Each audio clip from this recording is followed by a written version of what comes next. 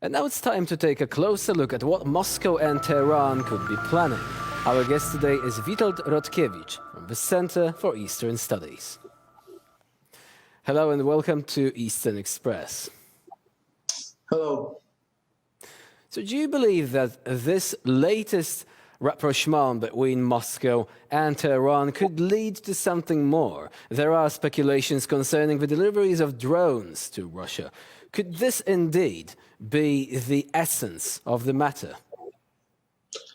No, I think this is not the essence of the matter. The drones, if they're going to be delivered by the Iranian side to the Russian armed forces, are just a kind of a demonstration of the close strategic relationship between Russia and Iran that's going back at least to 2015, when both sides decided together to support with armed force the regime of Bashar al-Assad in Syria.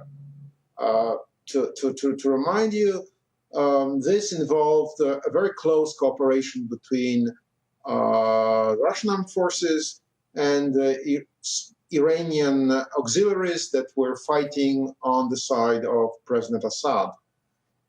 This was a very closely coordinated operation involving Russian Air Force providing airstrikes in support of ground forces that were led by the Iranians. This type of operations it simply presupposes a very close relationship within the militaries of both sides. So there has been talk about additional special agreement on strategic relationship that's going back a few years. This has been this agreement hasn't been signed, but it's again being mentioned in the context of the coming visit of President Putin to Iran. To appreciate that, one has to remember that President Putin almost ceased to travel abroad after the beginning of the COVID epidemics. So this is going to be like his third foreign trip since the beginning of the big epidemics. He traveled to Beijing, and he traveled to places in the Commonwealth of Independent States. So that demonstrates how important this tie is for Moscow. And of course, it's important because Iran has important things to deliver to Russia, which is now involved in a global confrontation with the West. And this is one of them is drones. Strangely enough, Russian military industrial complex haven't been very good in catching up with the drone technology. They have problems. They don't produce very good drones, not very many. Whereas surprisingly, Iran, in spite of sanctions, have developed a real drone industry, a kind of great power in the drone, military drones. Iranian drones have been able to create a real threat to American naval warships in the Persian Gulf. And that demonstrates how sophisticated they are. And as far as drones is concerned, the numbers are also important.